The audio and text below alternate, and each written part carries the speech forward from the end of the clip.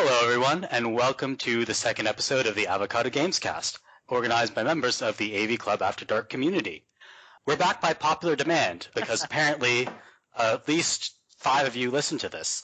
We're actually recording on Canada Day, so happy belated Canada Day to Canadians like me. I'm being super unpatriotic because I'm recording on Canada Day and recording from the United States, so I apologize to my fellow Canucks for that.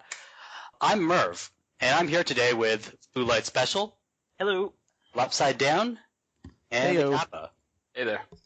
All right. So we can get acquainted with everyone. Why don't we start by discussing what we're playing at the moment? So, Blue Light, what have you been playing recently? I picked up the Rise of the Tomb Raider and Just Cause 3 double pack on the Steam sale, and I feel like near the end of Rise of the Tomb Raider, maybe, but also maybe half done. I can't tell if it's like you're near the ending or we're going to ship you off to a different location, but so far I really enjoy it. And then, as is pretty standard for me for the past probably 10 years playing World of Warcraft, but that's pretty constant in my life, so. Ah, interesting. So I actually played the first Tomb Raider reboot, but I haven't played the second one. Yeah, I haven't played Rise. It's good.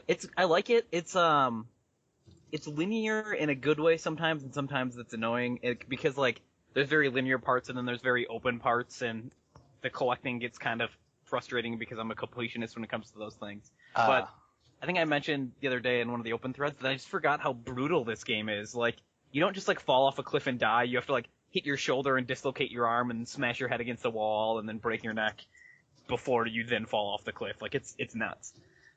Yeah, I think I replied to you, and I like that mechanic. I know some people think it's over the top, but I think it's a good way to punish you for death without feeling cheap. No, I agree with that. And like, God forbid any time there's punchy spikes around, because holy shit. Yeah, I think it's good to have that sort of narrative or cinematic punishment rather than the gameplay punishment that, you know, pushes you back to the start of the level and then you have to redo what you've played before. Here's just, well, yeah, you screwed up, and they kind of shove it in your face. Yeah, especially exactly. A game with like it has those kind of spontaneous quick time events, you know. So you're almost guaranteed to die every now and then in one of those, I don't know what you would call it, like running out of an exploding building sections. Yeah, with a set piece. Yeah. So you're just like, you're bound to just do a jump stupid or something like that at some point, and you're like, oh, well, I just got a stake through the neck. That's cool. All right, Lopsidedown, what have you been playing recently? Oh, well, I've been playing Mighty Number 9 in preparation for this episode, actually. But oh, wow, you did homework. I did do homework. I had actually bought it the day it came out, and then I played it that night, and I hated it so much, I sold it back the next day. And then when I found out we were doing this, well, the game comes with a code to download it digitally. And so I got rid of the disc, but I still have the code, so I got that back. And yeah. And in contrast, I've also been playing a lot of Shovel Knight, which I hadn't really gotten to until now, and I went back last night and started playing Mega Man 9 for comparison's sake. Wow, you've done like your whole independent study here. Gold star. Yeah, I wanted to be prepared for this. Man, that's awesome. So obviously you don't like Mighty Number 9. How have you been enjoying Shovel Knight? Shovel Knight is everything I wanted Mighty Number 9 to be. It's it's a lot of what I like about Shovel Knight that I also like about Mega Man is that it's challenging, but not in the kind of way where the deaths feel cheap. Like if I mess up, like it is very clearly my fault. And Mighty Number 9, a lot of my issues. Well, are we going to get into Mighty Number 9 later? Yeah, well, I guess we'll get into it a bit later, so we don't have to. We don't. Okay. Yeah. Have to get into it hardcore now, but yeah, hold that thought. We're definitely going to get there. Sorry, if I just have a quick question for you about Mega Man 9. Is it similar to the last Mega Man I played was whatever one they made like for the Wii and was released on like PSN and Virtual Console and stuff, and it was like the big thing. I want to say. I forget what number it was, but I remember that being like crushingly difficult. Is this still the same way, or am I just awful at it? Well, I'm not. I'm a casual Mega Man fan, so I don't know if anything's come out since then. But they made 9, and then 9 did so well they made 10. I don't know if anything has come out since then, but both of those were on PSN and Virtual Console, so that may have been them. Yeah, it looks like it was Mega Man 9. I found it so hard, especially the end, the castle at the end. It's actually I'm also not the best player either. Mega Man 9 is the only one I've actually beat. Oh wow. Wow. Good work. It wasn't easy, but yeah. Wikipedia confirms that Mega Man 10, it's the last game in their Mega Man timeline. So I feel like that came out on everything. I might be wrong, but Yeah, it sounds right. according to Wikipedia, came out on Wii, PlayStation 3, and Xbox 360. that sounds about right. Yeah. All right, so Kappa, what have you been playing recently? Rise of Tomb Raider. I think me and Blue Light have been talking a lot about it online, and I'm enjoying it. I don't know. I'm a sucker for those games. I really like the reinvention of Lara. I feel like she's interesting and everything that I don't really get from Nathan Drake, to throw a little shade towards Uncharted. I picked up Stardew Valley as one of the few games I actually bought on the Steam sale. I don't know if we're going to talk about the Steam sale, but Oh, we can talk about the Steam sales that's going on right now. yeah, I have a love-hate relationship with it. It's almost boring to complain about it at this point, but I miss flash sales so much. I don't have that like gotta check Steam first thing in the morning type feel like I used to have. But I get why they can't have flash sales because of the return policy. But I do wish they would replace it with something, whether it's the mini games, whether it's just something. It just feels so kind of bland right now. And what is Stardew Valley? Because I've seen a lot of people on my friends list play it, but I've Sure. never heard Best of way it. to describe it is a new generation of the farming sim games. Probably like Harvest Moon is the Okay. best example of it. It's very, very similar to Harvest Moon, but they put a relationship sub game kind of on top of it. Kind of like that Japanese dating sim style game on top of it. It's pretty good. There's not a lot of in-game help or settings. It makes it feel a little bit. I'm not 100% sure if it's early access or not. To be honest with you, I will believe so, but it just doesn't feel like it's 100% all put together. But I'm enjoying it. It's a very Super Nintendo style game, but there's a lot of depth once you start to get kind of past that first layer. I can confirm that it's not an early access. Okay. It's full retail release, but I guess what I've heard is that they're still adding new content to it. Yeah, I mean, I think it's probably in that new kind of genre or phase of games where they say, okay, well, it's out of early access, it's a full game, but we're gonna keep making it better as we go along, which I think would help this game. But it's got a very rough first hour where it just kind of throws everything at you. But as you start to kind of understand some of the mechanics and systems, it gets pretty good.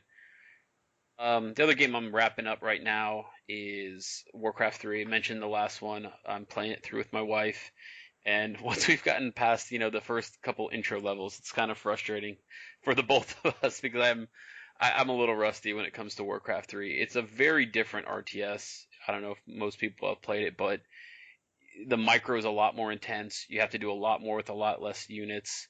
And a lot of the actual campaign missions have kind of weird victory conditions that are a little bit more than just build up a ton of guys and go beat up the enemy base. So yeah, getting through it though, almost done. My only experience with RTS is Tiberian Sun and Red Alert. Yeah.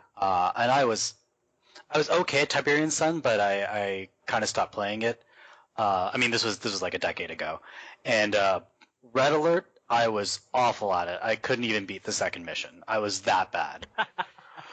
Warcraft, I mean, just to kind of put a perspective on it. So, like in most RTSs, it's build as big of an army as you can afford, and then throw that huge army at the enemy. Warcraft 3 kind of punishes you for having an army over, let's say, probably a dozen units.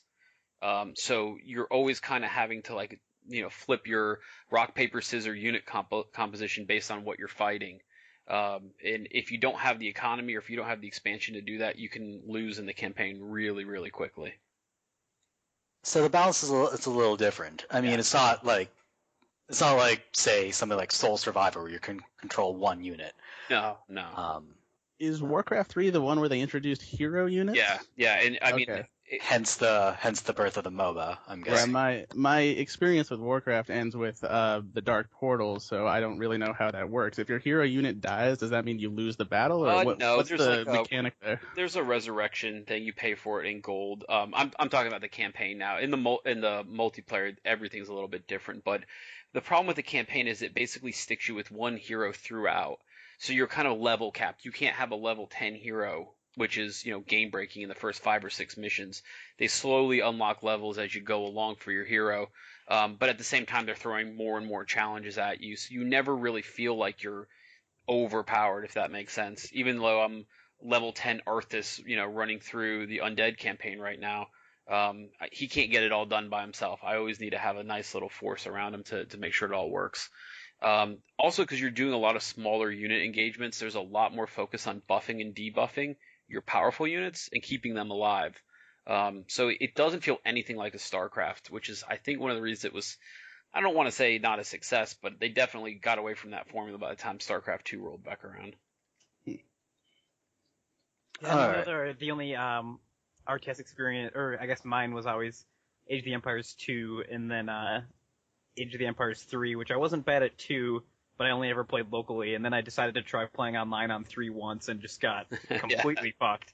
Like, not even close. Right. Yeah, I was when it comes to online gaming, I feel like I'm good when I'm playing alone against computers or bots, and then I go online, I just get my ass handed to me, regardless of the genre. It can be something more strategy based, like Worms, or it can be something like less, something more action based, like a first person shooter, and every time, no matter what, I get my ass kicked. I read something pretty interesting that there's like a 3-month window where basically everybody's learning the game and the developers are patching and everybody's kind of on equal footing, and then there'll be like a 2 or 3 month window after that where like actual skill is what starts to move ahead. And then you get that drop off where people, leave the game. You don't really get any new players, and there's the people who stick with it and develop strategies and pay attention to, what the pros or whatever the equivalent is are doing online. And then there's the other people who just kind of don't really develop. And you get that kind of staleness after that 6-month release window where either you're going to be a pro that sticks with it forever or you drop the game.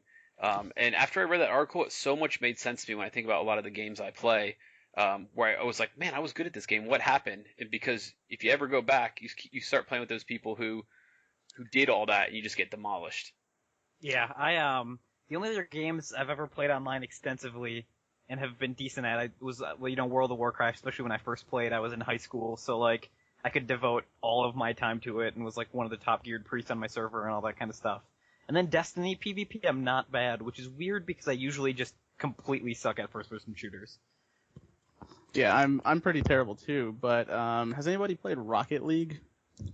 I have not played it, but everybody is begging me to buy it so I can play it with them. It's one of those things where if you are a bad online player, the game is so it's so hectic and kind of easy to accidentally win that it makes it fun for people like it sounds like the rest of us who aren't very good to actually get in and have fun. And it's worth noting it comes out again this coming week. A physical copy comes out. Rocket League does one of those things that I think Overwatch does really well, and I would call it like it makes good GIFs. Like, have you ever just seen like the Rocket League GIFs online and be like, oh yeah, oh that's so cool. Yeah. And then Overwatch does the same thing. Like you see like a play of the game, you're like, oh man, that it just drives your interest. It's such a dumb thing to think about, but if you can get a 5-second gameplay thing that anybody who looks at it and goes, oh yeah, I get that. That looks cool. I mean, that's a pathway to success right now. Yeah, and I'm not like intentionally segueing into the topics that we have, but I think that there's kind of two genres of the indie game or like mini game, I guess, proliferation that we're in the middle of, where there's the indie games almost like the, what was the game we were talking about before, the farming one? Stardew Valley. Yeah, where like you have your Stardew Valley that's like, it looks very basic, but it's really, really in-depth and you have to get into it. And then there's the Rocket League that's just like this weird-ass premise that's fun as hell because it's just so ridiculous. Yeah, I think you're seeing this with a lot of indie games now, like Gang Beasts, I think Quiplash as well, where you take this ridiculous party game type premise and then you stick a whole bunch of idiots together and they just go to town and have fun. Look at Super Hot. I don't know if you guys have seen or played that at all. Have you guys heard about that? No, I haven't. Yes. I've not heard of it. So the best way to describe it is it's a shooter, but time doesn't move unless you move. Interesting. And it's got a very basic art style, but it's got the most, like, I don't want to call it addictive, but it when you beat a level, it just says super hot, like, like it's dumb, right? But then you see a video online of somebody beating a really complex stage, and like it's almost like joyous when you start hearing that person say that. It makes good GIFs, and I mean, if you ever check it out, you're gonna just see a million videos on YouTube of people beating stages in weird ways and stuff. And I mean, it's like, you don't, why do you need a marketing budget? Why do you need to advertise now when you can just do something like that and everybody just gets it and loves it and does all your advertising for you? Especially with the advent of things like YouTube and Twitch and Let's Plays, a lot like YouTubers are essentially doing publicity for a lot of these games. Yeah. Which makes Nintendo one of the, when they were doing all those copyright takedowns, it's like, what are you thinking? It's free advertising. Just let people do Let's Plays. That, and I feel like that's the Nintendo crowd lends it, like, the Nintendo diehards lend themselves really well to that, and I think they shot themselves in the foot with that. Yeah, especially things like Mario Maker and Splatoon. Those are, as TheKappa says, those are GIFable games. Yeah. Now, I don't know about Mighty Number 9, but if you want to talk about that one. So how GIFable is Mighty Number 9? Lopside, since you're, I guess, the only person who's played it. How GIFable is Mighty Number 9? Well, I mean, it's pretty ugly to look at, so from that standpoint, not much really at all. I'm not the kind of guy who always jumps in on games for downgrades. I don't know. I've been at this for a long time. I get it. It doesn't always look like what the E3 trailer does. But what happened with that game between what they were showing on the very first day of the Kickstarter looks 100 times better than the final release games. How does that happen? I mean, it's just weird to me. They cobbled something together to make the money, and then you get all that money. I mean, I don't know how much it raised. It was a lot, though, right? I don't know if it's got to be one of the most successful of all time, right? I think it is. I think it's up there at least. Yeah, for video games. And then you see a game when the sizzle reel demo to get people to give money looks great. I mean, I don't know how to describe it. It looks somewhere like a very stylized but good looking PS3 platformer. Yeah. And then what comes out is, sorry, go ahead. Yeah, it raised just over $4 million. Yeah, it's a lot of money. Shit. I mean, that's and for a side scroller, that seems to me like legit amounts of money to make that kind of game. And then what gets released is, I mean, just from what I've seen, I don't know. I don't know what to call the generation of graphics, but it's not impressive at all. It looks like a Gen 1 PSP kind of deal. It looks more like Mega Man powered up, which was fine for its time, but like we said, it's not what they promised, that's the big deal. I'm gonna guess it was the having to port it to the handheld consoles, the 3DS and the Vita, that resulted in the downgrade, especially the 3DS, because it's a great little machine, but it doesn't have the power to display the kind of graphics that were in the concept trailer. Yeah, that's disappointing, because I know we'll get into more what we consider failures, but a game to go backwards from what was shown on Kickstarter to go backwards to me is an unforgivable crime. I buy almost everything, and I've been following Mighty Number 9 from the beginning, and I could never pull the trigger on it. I'm a decent fan of Mega Man and stuff like that, but it just didn't seem right to me. There was something about it that wasn't clicking. I really kind of feel like I dodged one of the bullets from the various lessons I've learned of Kickstarter, and by not buying this game, I felt like I kind of pat myself on the back, like, oh, it's not another one about this list of failures I'm about to read from. Yeah, that and like, I am probably the person in the world with the least business sense ever. Like, when I talk about these things, I usually say, like, I could have picked anything to major in college, but business wouldn't accept business because I just suck at it. But, like, even I know that, like, when you make your demo for Kickstarter or whatever video you're making, you want to make it good so people will buy it, but not so good that you're like, oh shit, we raised expectations too high. Yeah. Like, you should be aiming for, like, a B+ around there, and it sounds like they just, like, swung for the fences and missed in the actual release. And the thing is, it's basically a Mega Man knockoff. You wouldn't need to swing for the fences. You'd have fanboys and fangirls throwing money at that thing, regardless of whether it looked okay or excellent. Yeah, you could have just made like a half-baked Mega Man clone, and as long as it plays okay, people would have been happy. Yeah. So I mean, it's not only just the final product that was mediocre to bad, depending on whom you talk to. The entire management of the development seems to have been beset by poor communication and bad business decisions, like announcing other Kickstarters during Kickstarter. Yeah. during the development of the game. Actually, coincidentally, at the start of this week, there's this new Jimquisition video that went over like the entire terrible history of this development and how every single bad decision just piled up until people were actively rooting against this game. Well, you know what the tide turned was that terrible release video about what was that? You'll be lonely like an anime fan on. Oh, you'll make the bad night? guys cry like an anime fan on prom night. Why? I was just gonna say, I looked up the trailer for this game when we said we were gonna talk about it, 'cause that's all I knew about it, other than like hearing things, and that's what I saw. That's what came up on YouTube, and I was like, this is dumb. Like I hate this. And it's like not trying just bad enough that they have the guy saying just completely stupid shit over, but then in the background they've got this very lackluster game going on, and it's like I'm barely paying attention to the game and more annoyed at what the guy's saying than anything. But the game they're showing is like, it looks like an emulated SNES game. It is not a good-looking game. And it's like, and they're showing off like, look, you can dash forward and dash forward, and then you can dash forward some more, and then sometimes you dash twice, and I'm like, he shoots who these the little fuck cares? power pellets that don't even really look like, they're animated. They look like they're like a Pong light dot moving. That guy's the most enthusiastic about dashing of anybody I know. And they say, oh, well, you can dash and get these different power-ups, but then they don't really show you how that affects the gameplay, right? Like, Yeah, playing it, they either I'm dumb and I missed it, or they just did not explain anywhere in the game what those power-ups do, because I got those power-ups and I pressed every button and I couldn't figure out how to make them work or see if there was any noticeable difference in the way I controlled. I think you're supposed to press circle and triangle and R1 all at the same time. Yeah, I've heard from reading reviews that the game does not explain its mechanics to you. And I don't get that, because like, it doesn't seem like it has that many mechanics. There shouldn't be that much to explain. yeah. Like, you jump, you shoot, you dash, and you grab people's powers. That should be it, right? Yeah.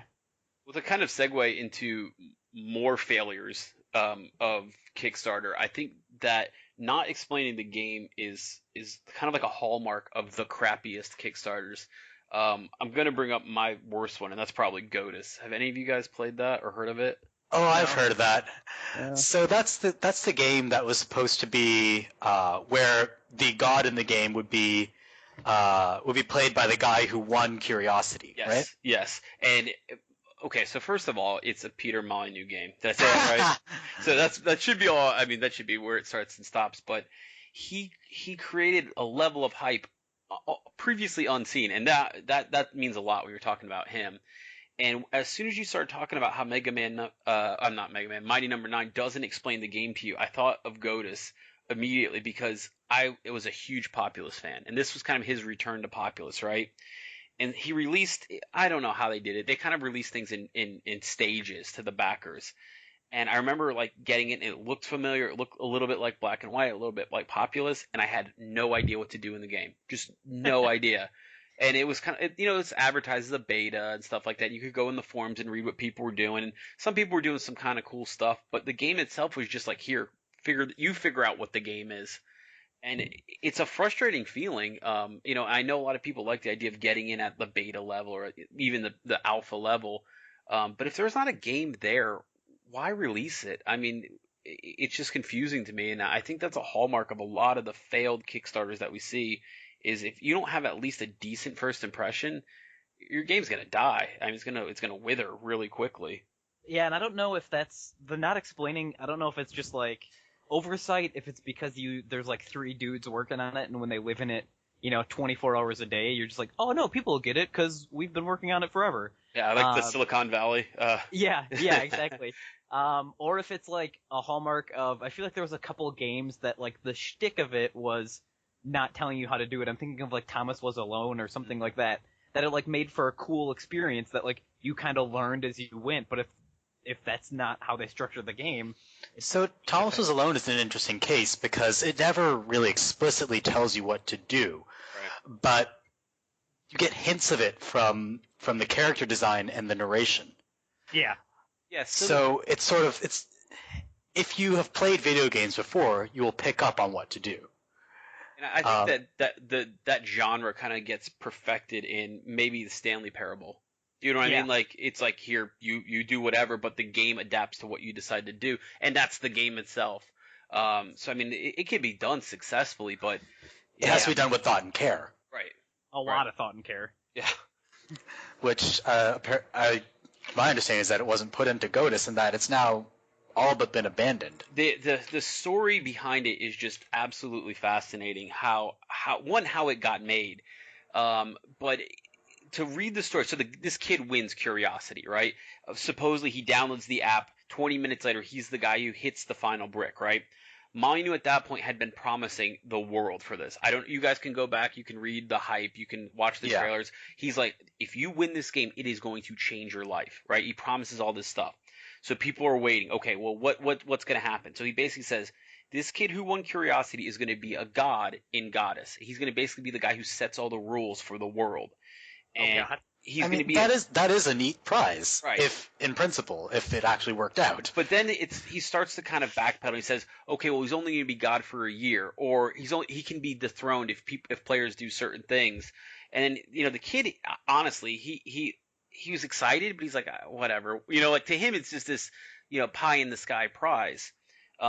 So as the game kind of falls, I mean, it falls the fuck apart. I mean, the wheels fall off. There's a point where he actually goes out and hires like the only person on the forums that is like still positive about this game. Everybody else is calling for blood, and there's like one guy. He's like, oh, let's give him some time. Molyneux goes out and hires that guy to basically be like the community relations manager, and then doesn't tell him anything about the game. And the guy was just fired like last week. So I mean, this was like years of just dealing years of bullshit upon bullshit. Oh yeah. And then so the guy that they promised this ultimate prize to, the game never really, I mean, it gets released, but it's just basically shoved out the door in no state of completion. And this guy who was promised the world, I think they said he was going to get like something like 1% of the total profits of the game or something like that.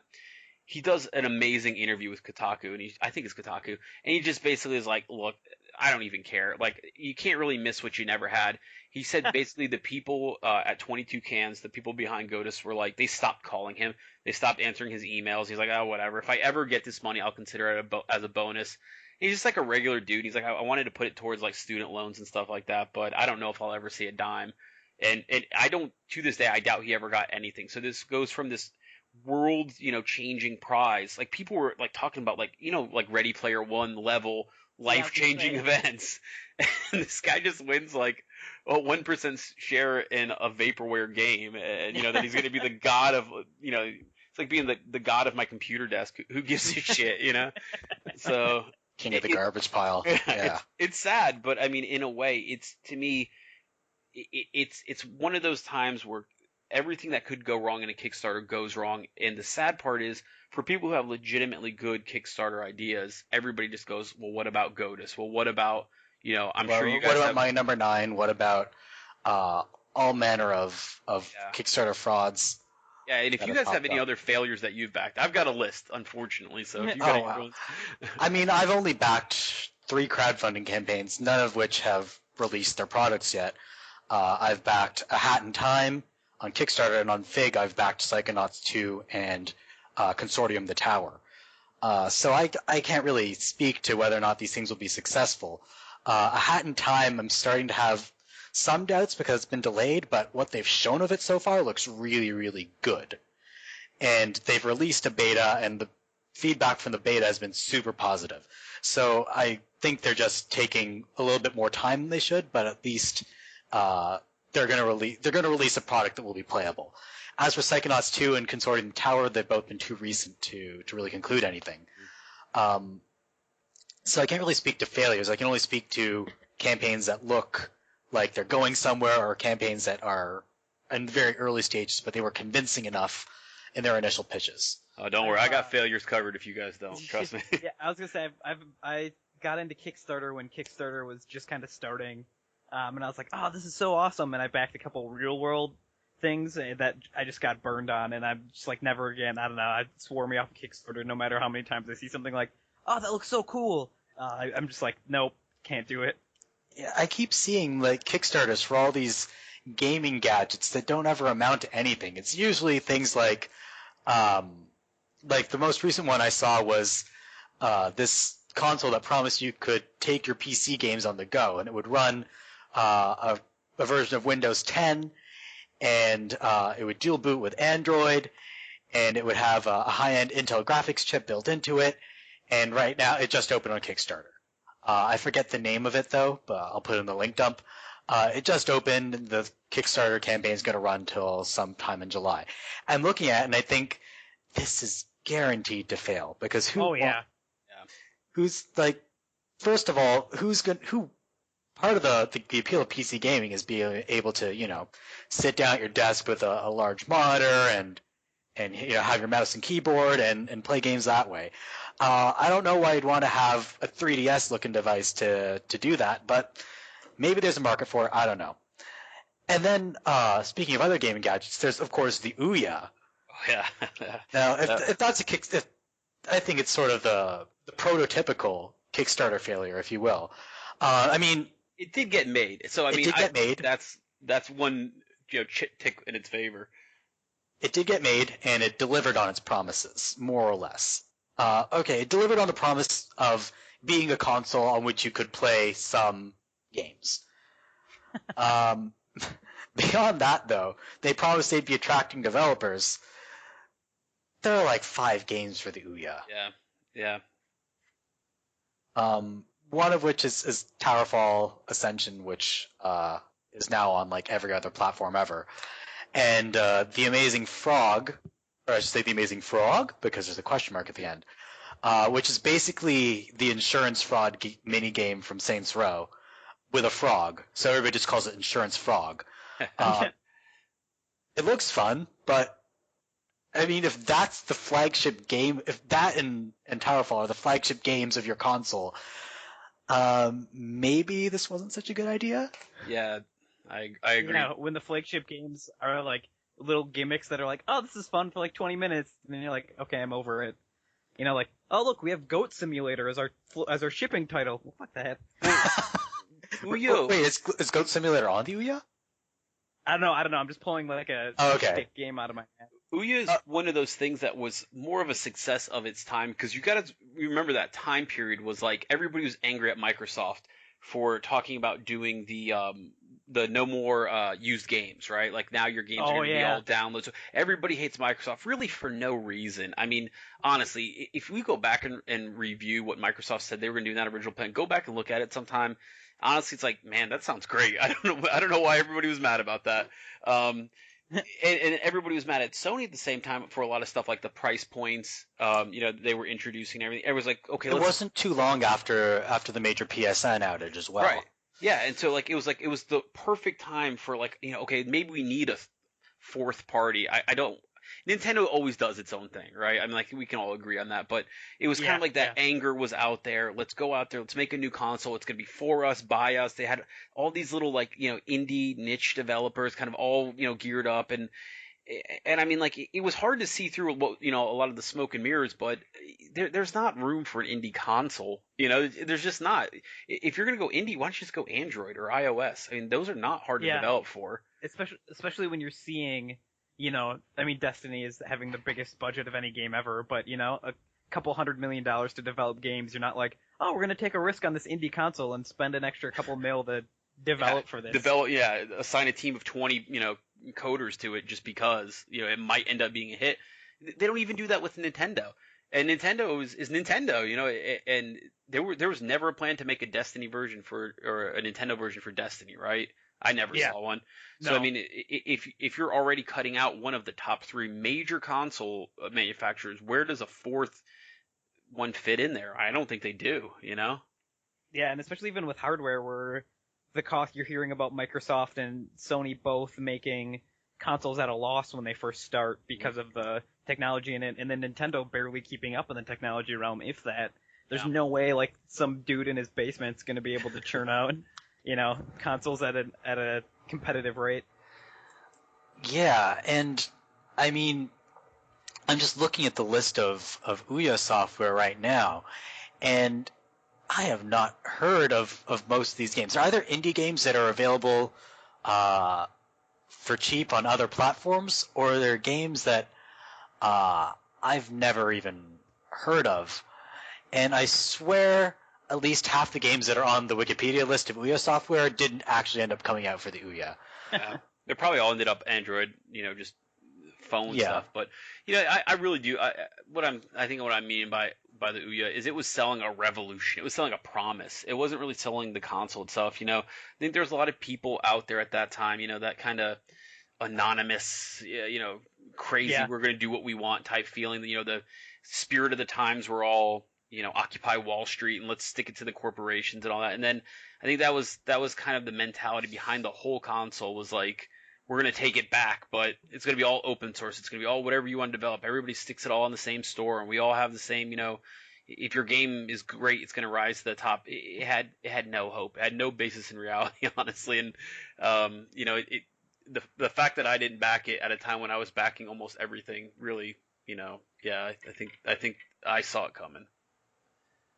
The way you know that it has no hope is that its official website isn't Ouya.com, it's Ouya.tv. They didn't want to pay for the domain. So I don't know if you guys have any other failures. I've got a few. Go for it. Yeah, okay. Let's hear some of your failures. Okay. I mean, not your failures. So Godus is my far and away number one, by far. My second one is a game called Takedown Red Sabre. I don't know if you guys have ever heard of this one. I was a Rainbow Six junkie, right? And similar to the Ouya, similar to Godus, and Mighty Number 9, it was selling the promise of bringing back a franchise. It was going to bring back Rainbow Six style gameplay. The tactical missions, the team members, the ballistical accuracy, all that sort of stuff was going to be here. It was going to take over for where Rainbow Six had gone away from, because this is like Rainbow Six Vegas 2 era, right? Siege hadn't come out yet, but Rainbow Six was kind of getting into that Call of Duty space, right? So this is promising you, this very like detailed tactical game, and what came out was such a piece of crap. I can't even explain it. It's like the AI is either completely like almost shut off, or they shoot you from across the map with a pistol. There's no it's one or zero. Shoot you through walls. Yeah. So you just you're trying to clear the room. Nope, you just fall over. I knew I backed it at like whatever the buy the game backing level was, so like $30-$40, nothing crazy. And they said, this was when I still lived in Washington. They were like, hey, we're going to have a booth at PAX. Come on down and see us, right? I don't know if you guys have ever been to PAX, but PAX has a show floor, right? And it's all the big companies. And then you've got the little indie developers and stuff like that. So I'm poking around and I'm doing my thing and I'm seeing lots of games. And I'm like, what about that game I backed? They said they were going to be here. I haven't seen them, right? I had to go to like the third floor next to like where what's that geek gaming company or clothing company? What are they called? Jinx, I think. Yeah, so Jinx. Yeah. So Jinx has a booth, and it's like they're selling like Minecraft swords and crap like that. And then like behind that booth, in like the corner, is Takedown Red Sabre's booth, and it's two guys wearing like tactical vests sitting next to a laptop, and like that was their booth. It's just two guys and a laptop. Did they have a sign or anything? No, a poster? No, nothing. Just two guys sitting there, and like as you would walk by, like I feel like they were felt like they were in character or something. And they're like, hey, recruit, you want to try some, whatever? And I was like, yeah, okay, what? And I told him, I was like, I'm back, I'd like to try it out. And it was just junk. And the dev guy, one of them was trying to be real nice, and the other one, I think he was trying to like kind of baffle me with bullshit. And he was telling me certain stuff like, oh, well, like in real rules of engagement. I was in the army at the time, I was like, that's not, it's not true at all. You like post you in the army where you're like, all right, guys, just drop your shit. Like, it's just well, sad. Yeah, just like flash your dog tags at him. The stuff he was saying to me, I was just like, dude, that doesn't make sense. All right, but okay, we'll go with it. Yeah, okay, maybe I don't know about what SWAT teams and stuff like that do, or whatever. But the thing I kept pointing out to him was, like, so when and this is one of the things you can probably still see in the game. I don't know if they ever fixed it or not, but when your guys walk into the room, they just kind of like cluster and then just like walk as like a big gaggle into the room. Like there's no effort to like be any kind of tactical about it. So if there's somebody hiding anywhere in that room, your whole team just falls over dead. And at the time, there was no opportunity to like switch to another character. So you can't tell one character to like take cover while yeah, exactly. So you walk in. Yeah, you walk in and you die, and then the next guy walks in and he dies. The next, and like there's just I feel like there should be a Benny Hill soundtrack backing this. So it's just a team of 4 dudes falling over on top of each other every time you die, and not like because the AI there is no AI. So when you get shot, the 3 members of your team proceed to go to the exact place you were standing and get shot over and over and over again. And so it was hilarious. So that was they might have fixed it. I doubt it, but a lot of guys that made that game, I'm sure, had a lot of ideas and a lot of goodwill, and they were trying their hardest. I get it. I don't want to shit on what they did, but what came out was just, I mean, if you would have read some of the stuff about what they wanted to do and what actually came to my hands, it was ridiculous. And the last one, I only played this one a little bit. It was called Hex. It was a card game, MMO card game. I've heard of this. Yeah, I don't know if any of you guys are big like card game Magic, I guess PC Magic or anything. I get into them, yeah. Or like I don't play a lot, but when I do, I'm in deep. Yeah, and that's I wouldn't call this one a straight up failure. I mean, it came out. I think a lot of people enjoyed it. It was by Cryptozoic, which I know is a big name in the card game world. I think they do like the World of Warcraft card game and stuff like that. It was not a bad game, but I think that when it has one of those other hallmarks of Kickstarter failures where like they sold stuff, they bought stuff, they got bought out by another company, they redesigned the game, lots of stuff like that. I think they ended up, so they released an alpha and people started to play it, people started to get into it. Then someone bought them out. And what happened pretty recently, I want to say like towards the end of maybe mid-May or something like that, they went through and all the alpha backers, all the people who would back the game, they deleted their accounts. Wow. From like, so like if you backed it, you no longer backed it. You technically didn't back the game that they sold this game to, or to the company that they sold this game to. So it really felt like one of those classic bait and switches, where like, oh yeah, thanks for your money. We let you play the alpha. We sold our game to another bigger company who came through, bought the game out. You didn't buy that game. Sorry, your account's worth nothing. And I mean, the game itself was confusing. It was okay. But yeah, they basically just took everybody's money and ran. And yeah, it was pretty crazy. You can read a lot about it, but just in May, they went ahead and they deleted everybody's accounts and just started over. So apparently a couple of years ago, they were even sued by Wizards of the Coast, claiming copyright infringement or intellectual property infringement. I don't know what the status of that lawsuit is, but there are other fantasy trading card games out there. Oh, yeah. So there must have been some theft of intellectual property for Wizards of the Coast to think it worth suing these guys. Well, how much had they earned before they did that? Oh man, that was a lot. Let me see what I try to find it on Kickstarter. Yeah, you guys talk about so much. So while Kappa looks that up, have any of you backed any Kickstarter successes? I had only backed the Veronica Mars movie, but that was after they had met their goal. So no. And wait, but does that count? Did you like the movie? It was fine. I mean, it wasn't flaming trash like these other examples have been.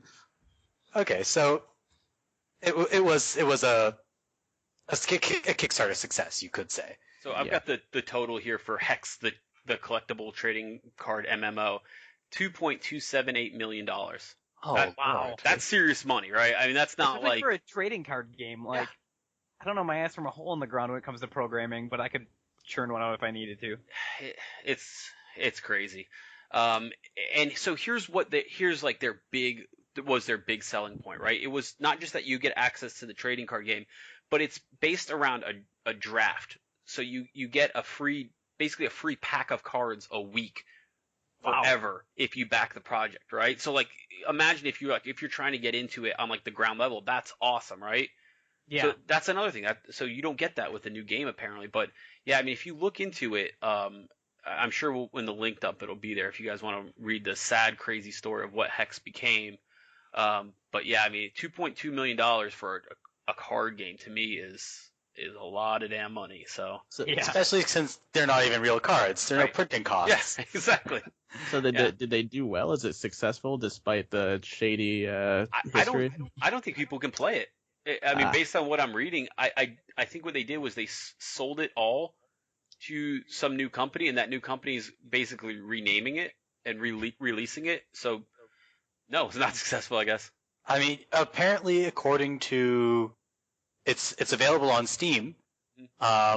Reviews are quote unquote mixed, which is Steam's euphemistic way of saying negative, but not so negative that we can get away with we can't get away with calling it mixed.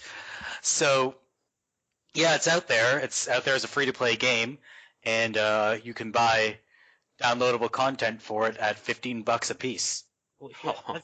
That's the thing with card games online is you just get nickel and dimed for anything. I played Hearthstone for a little bit and I was like, oh, this is good. And then it's like, if you ever want to progress past, maybe 5 hours of playing, you gotta drop some serious cash. Yeah. I mean, that is the free to play model. You want to get those whales who will spend $100 on your product. Back to the successes though that I've had. Some of these I think they're actually successes, and a lot of people probably even forgot they were Kickstarters. But Pillars of Eternity, fantastic game. Really kind of that brought a lot of that old RPG flavor back. Wasteland 2 and Shadowrun, just within that little, revitalized RPG genre of what everything was coming out. Yeah, with those were all very well received. Yeah. See, here's the funny thing about Pillars of Eternity. I mean, I didn't back it. I actually got it as a gift from a friend. And I did not like the game at all. But I don't feel that it was a failure. I feel like it succeeded at what it was trying to do, and I'm just not on board with whatever it's trying to do. But I can tell that it's a well-made game. Right. And I don't feel, having played it, that it's a failure. So that's what I guess if we want to talk about a little bit about what's good about crowdfunding, just in general. I mean, I think revitalizing those dead, long behind. Nobody wants to play, one of those old RPGs. Nobody wants to play a point-and-click adventure. Nobody wants, and all that stuff is starting to come back now. At a time when, you've still got AAA games and you've still got really, really, really small-scale indie games, but there's also room for all these throwbacks. There's like the AA market essentially had hollowed out in the years leading up to Kickstarter's popularity. And now it's starting to come back, and you see that with games like Broken Age, which is a highly successful Kickstarter. Right. Sort of that kicked off the whole Kickstarter revolution, and I ended up enjoying Broken Age quite a bit, although I didn't back it. But you're starting to see these games sort of fill out the space that had left the gaming industry, and I think it's exciting. I think. If you can run the gamut from everything from the smallest one-man operation to these gigantic, big-budget AAA games and have everything in between, then I think that contributes to having a healthy industry, Right. with something for everyone. No, I agree with that, and especially when I feel like just right before, and kind of in the similar time when the Ouya was coming out, and maybe even a little before that. But I just remember seeing everywhere, just like everybody being like, we're sick of EA like fucking up everything. We're sick of Ubisoft making everything terrible. So that when these people are still like that. yeah, but and they're still doing it. Yeah, but this allows for a little bit of that, because for a time it was like, well, the big studios don't want to put out these games, so you're stuck either playing old games or like tough. Yeah. If anything, it's sort of a pressure valve now, because now the people who are mad at EA have something to play. Right. They were always going to play the new Mass Effect. They were always going to play the new Battle. You know what I mean? They're just going to play the new Mass Effect and then whinge about it online. Yeah. Not to say that one shouldn't complain. I know I'm mocking people who complain about games. You should complain when games are bad or when companies don't live up to their promises. I think one should make their voice heard. But there are definitely a lot of people who claim that they're going to vote with their wallets and then don't vote with their wallets. And I think it's fine to make fun of those people. I always think of that classic meme that I'm sure you could probably find. Oh, the Call of Duty one? Call of Duty, yeah. The Call of Duty Steam group boycott Call of Duty until they implement standalone servers, and then it just shows the day of the Call of Duty release, just everybody in that Steam group is playing Call of Duty. Like, it's a hilarious picture. I think it's fine to mock those guys. It's fine to mock hypocrisy, but I'm not going to mock some guy for going online saying the new Mass Effect is shit. You're allowed to do that. Right. Yeah. So if we launched a Kickstarter today, what would be some good crowdfunding practices that you would say, hey, here's what we need to do? I think frequent updates is the biggest one I've seen, even from like physical Kickstarters, like actual products. I shouldn't say actual products, but like real world products, is the biggest thing. Because there was one I backed that like you'd go months without hearing from the people, and you're like, well, is my money just gone? Like, what the fuck happened? Yeah, Bear Simulator was the one that recently went through that. The guy behind it, Farjay Studios, John Farjay, he essentially went MIA for 6 months at a time, and now the game finally released this year, and apparently it's decent. But during the development, he just had no social media presence whatsoever, and if you're making a crowdfunded game, you have to keep your supporters in the loop. You have to let them know. Even if you're not giving them weekly updates about the game, your social media accounts should still be active or tweeting about something, so that people know you're not dead or stole their money. Yeah. Yeah. Yeah, and so I mean, in the end, the story turned out to have at least a semi-happy ending. But for a while there, people are accusing this guy of being a fraud and of taking the money and running. So yeah. Being regular updates, I think, are a good one. Another one that I think is good is being transparent. So if you run into major difficulty while you're in development, I think you should make that clear to your backers and say, yes, we ran into this unforeseen circumstance, but the game's still in development. It means maybe things will get delayed. Maybe we'll have to remove a feature and introduce it after launch, but be transparent and truthful with your backers, because I think in the end people will appreciate transparency a lot more than they'll appreciate being lied to down the line. Oh yeah. Well, bringing it back to Mighty Number 9, on the day of the release, Keiji Inafune went on and did this interview, basically apologizing for everything that went wrong. And while it was after the fact and didn't fix anything, it went a long way towards making me not feel bitter about it, I guess. Yeah. That's understandable. I mean, some people were still saying it was too little too late, and I understand that sentiment as well. But I guess at that point, all he had left to do was apologize. Right. Money's already spent. Portions are already bought. Yeah. If I had to say too, this is kind of more in the planning phases than anything, but I think easy to understand reward systems, right? Kickstarter is, in some ways, it's kind of like an investment. Like you're taking a shot on somebody, but you do want something in return. It's not, a lot of those other funding sites where it's just take my money. Like what is it, Patreon? Yeah, you're trying to get something. So have a reward system that at least makes sense. So when I go back through it, and look at, because sometimes these games take 2-3 years to come out. I forget I back games sometimes until I go back to Kickstarter. And like you guys were saying about good updates, if somebody goes out of the loop for a long time, I can start forgetting about it. But have a reward system that makes sense, so you know what you're buying into and what you're getting and when it's getting delivered mostly.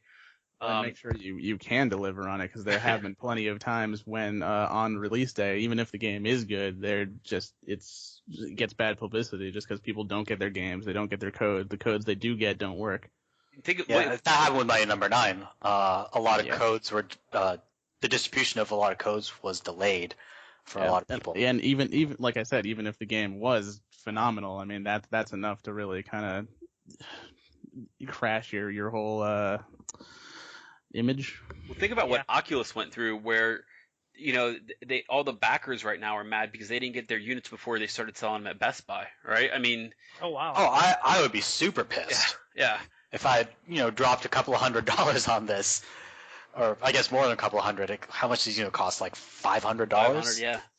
Holy So crap. I mean, like, you back it, you're one of the original people, and then they go through this whole thing where they sell them to Facebook and blah blah blah, and then there's a lot of anger in that community over a lot of the decisions that happened with Oculus post Kickstarter, right? Like they sold to Facebook #1, and now they started saying, okay, now it's going to be this Facebook walled garden. We're not going to allow certain types of games. You got to go through our store to be on Oculus. All that kind of stuff. It just seems weird, right? Like Palmer Luckey is the king of reversing his opinions on things. yeah. Because before he was all about, sticking it to the man. Source. Yeah. Yeah. Yeah, and now he fucking sold out to Facebook. Zuckerberg's got his grubby hands all over that shit. And this kind of gets me to my last example of good crowdfunding practice. And this is going to sound crazy, but have a good plan to spend extra money. Do you know what I mean? Like, if you're asking for $2 million and you get $20 million, either give that money back or have a plan. You know what I mean? Like, just switch that money over to pre-orders or do something with it. But you can't make a $2 million game with $20 million, for example. People are just going to not like it. You either have to, then you're going to start getting scope bloat. You're going to start turning the game to something that is not necessarily what people want. But more often than not, these games that actually raise way more than what they're asking for also fail. Like, I think Hex was probably asking for maybe 200,000, and they made 2 million. And that game is now even in a worse off state than if they had barely come in at budget, if you think about it. Yeah. I mean, stretch goals, I think, are the bane of a lot of these Kickstarters. The stretch goals are unrealistic, and they require too much work, and they devote too much time to building them.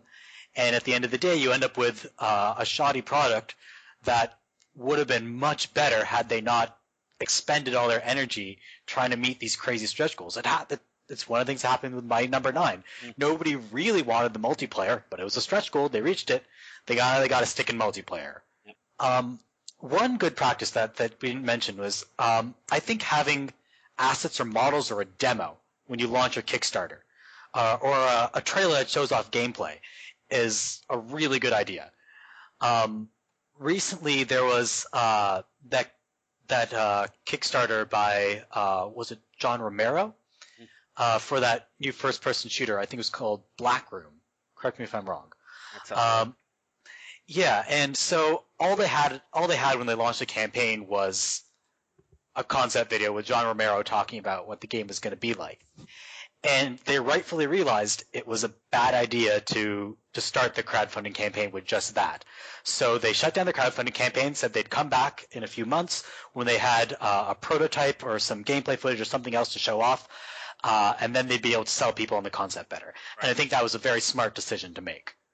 Yeah, and I think knowing what type of game works as a Kickstarter is something to think about. And granted, I'm not going to squash anybody's dreams or like they would if I could, but like first-person shooters, especially like multiplayer type ones, don't strike me as something that can work too well as a Kickstarter. Or like it's more because like balance is an important issue. Yeah, or just like the budget needed to fund those type of games. You've seen some success with not necessarily Kickstarter, but like in early access with like mods over games and turning into games. I'm thinking like DayZ and stuff like that. But I think like first-person shooters and other bigger, like, have your scope be realistic. Yeah, for sure. I just want to talk about one before we kind of move into anything else, but I got to talk about Shenmue III. The Kickstarter for that. I actually was going to mention that. Yeah. What the hell was that? Well, we're a year on now, right? It's been a year. They made, let's see, $6.3 million, and it's not even really to produce the game. They already had a deal with Sony. It all turns out they actually had a deal with Sony to make the game. But this is such a weird scheme to me. Like, I don't know how it has. Oh, you could say it's fucking bullshit. Yeah, that's what it is. Or people having gotten upset about this whole save Shenmue. You didn't save anything. It was gonna get made. You just basically prepaid $6 million worth of the game that was already gonna get made with all these ridiculous stretch goals. Like subtitles, that's a stretch goal. What? Yeah, I think holy like French, German, and Spanish, Italian, like all like different like. Oh, that shit always gets localized. Yeah, exactly. You're paying for localization as a stretch goal, and they had all the way up to $11 million of stretch goals. Like, so, shit. yeah. No, that's a clearly planned PR move. Right. Like, Do you remember when they announced at E3, they announced Shenmue, and everybody goes crazy, right? Everybody's excited, and then they bring him out there. They bring Kenji, I can't remember his last name. They bring him out there to talk about it, and then they put the Kickstarter logo over it. And, like, people were just like, wait, what? What? Is this a Shenmue Kickstarter sim? Or no, people were excited to be able to give money to Sony to make a game that was going to get made already. It's got to be one of the weirdest examples of, you know, that I love my corporation more than other corporation mentalities. no, the way I put it is like this. If you're willing to give the game a berth on your E3 stage, then you're willing to fund that thing. Oh yeah. Yeah. You fund that shit. Don't come begging to me for money. Yeah, it's bizarre. It's one of the weirdest things I've ever seen. The fact that it's still not out a year after getting $6 million worth of, you know, basically free money from people. I mean, yeah, they've got to deliver some of these really weird Kickstarter rewards, but almost all of those are digital anyway. You know, so I don't know. Shenmue to me is probably, I know people are going to love the game probably when it comes out, and, you know, it's one of those probably can do no wrong style of game releases, but it's weird to me it got this weird pass in the world of Kickstarter when people will, in the meantime, will savage, you know, Double Fine or a bunch of other people for what they do with wasting money. But this to me is just... Oh, to me, it's far worse than... I mean, it gets worse than this. They not only got $6 million through Kickstarter, they also continued crowdfunding through PayPal and Alipay. Holy shit. So it gets worse than that. But just in terms of bad Kickstarters, there are other Kickstarters that have horrible reputations. In the music industry, there's a band called Isley, and they wanted to fund their tour via Kickstarter, but they weren't giving tickets as a Kickstarter reward. What the hell? The reason being that, I mean, there's a practical reason for that. It involves negotiating deals with every single venue. And it's just simply not practical. But then a tour is not the kind of thing you can fund via crowdfunding platform like that. And they got massively shit on for it, and people still make jokes about them several years on now. But compared to that, I mean, at least it's an honest Kickstarter. They would say, you know, we're going to go on tour with this money and we'll deliver you these artistic rewards or what have you. This just seems like, you know, they've already had the money. Yeah. In that case, they didn't have the money, and they had to go find money for touring from other sources and take out loans. Here, you know, they're already going to get the money. Sony was going to front some of it, and apparently they can just ask people for $6 million more. One of the things that Kickstarter changed to do now is if you're selling a physical product, you have to have an actual product available, like a real working whatever the hell it is you're selling. You have to have that. Probably the biggest lately Kickstarter scam that I can think of outside of gaming is the Scarp. Have you guys heard of this? No, I haven't heard of this. No. Okay, so stay with me. It's dumb. I don't know how people thought this would work. It's a laser razor. So like it's like a razor like you shave your face with, but it works on a laser beam. And it's the size of a, you know, regular shaving razor. And people thought this was real. Just let me stop you right there for a second. How does this laser off my hair without burning my face? It doesn't. So Kickstarter basically said, look, we're canceling this project because there's no working prototype, and there has to be a working prototype now for Kickstarter to do it. But they swore up and down this works. They had some kind of video where the guy's basically holding his hand, and the best way I could describe it is he drags this razor-looking thing across his hand, and it looks like it's getting bug zapped. Like you know, like when a bug hits a bug zapper, and just kind of like so it's like tasing his hand and the hair is falling out. Tasing individual like follicles as he rubs it, like at the speed of like the world's slowest slug moving across his hand. It's just little popping little hairs left and right. And I was like, how could you think this would work? But here's what they did. They went ahead and put the project on Indiegogo, which is like Kickstarter without any of the protection. Even if the project doesn't get funded, your money still goes to them. A clear scam, right? And I think like to this day, like there's people who are still out there like waiting, like they're on the Kickstarter, like, hey, when's my Scarp coming? Like they think that they really bagged something real.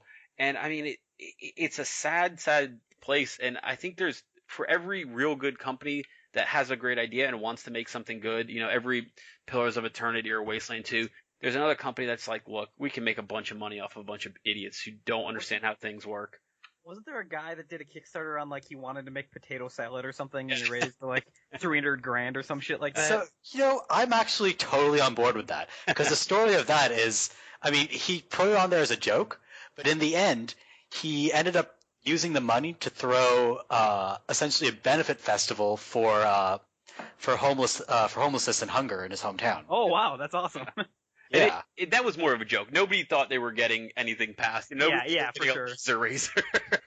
I mean, at the end of I'm just thankful that the guy who organized this Kickstarter turned out to be a stand-up guy, because I mean, he could have just been some idiot saying, okay, this is a joke, I'm going to return your money, but he actually made something kind of awesome out of it, and people were really happy. I know, to me, that's a feel-good story. Right. Anything else on Kickstarter? You want to switch it over? Let's see. What else do I have for Kickstarter? We were going to talk about early access, I think. Steam early access, right? Yeah, we were going to talk about that. There a couple of other bad crowdfunding practices that I wanted to mention before we move on to early access. Unrealistically low funding goals always make me a little uneasy. When people say that, we're going to fund this large RPG with only $200,000, and they have stretch goals going up to $8 million, then they actually need the $8 million. Yeah. $200,000 is just $200,000 is basically just a joke at that stage. It's a suggestion. It's just enough to make skeptics think that it's realistic that the thing will get funded, but they really need several million to make the game. And that always strikes me as at least dishonest, if not indicative of the fact that the developers don't know what they're doing, don't know how to budget a game. Any other? Sorry, what were you saying? Yeah, I mean, I talked a little bit about the bait and switch and stuff like that, and the confusion, that can happen. But one thing I know you guys did talk about a little bit about constant updates, but sometimes you get too many updates. Every day you check your email and you're like, Jesus Christ, man! Like, it's like, Bill put together this new 30-second music clip. Here you go. Hope you enjoy. And it's like, it's just like a guy playing something on a MIDI, and it's like, I'm okay, just like, cool. I'm sure Bill's a great guy, but substantive. I don't need to hear, Bill noodling around his keyboard, or I don't need to know what Sharon drew, what new concept art Sharon drew in whatever paint program she's using. I trust that, I would say no more often than weekly, no less often than monthly is a good sort of model for Kickstarter updates, but I don't know what your guys' opinion is on that. Yeah, I think weekly sounds good to me. Yeah. So are there any other good practices or bad practices of Kickstarter or Indiegogo or crowdfunding in general that you guys want to bring up? I think we got them all. Yeah. Right. We have said everything that can be possibly said about Kickstarter. Everything. Yeah, we have covered the entirety of Kickstarter. So I mean, they have all these crowdfunding platforms now: Indiegogo, Patreon, Kickstarter, Fig, but the sort of newer crowdfunding-ish model that Steam has rolled out is Steam Early Access, and it is sort of like crowdfunding in the sense that you throw money at developers before the final product is out, but here you actually get to see the development of the game as it develops, and you get to play builds as they make the game. So I don't know. Do any of you have experience with Steam Early Access? I don't. I've literally bought only one Steam Early Access game, and I bought it last night.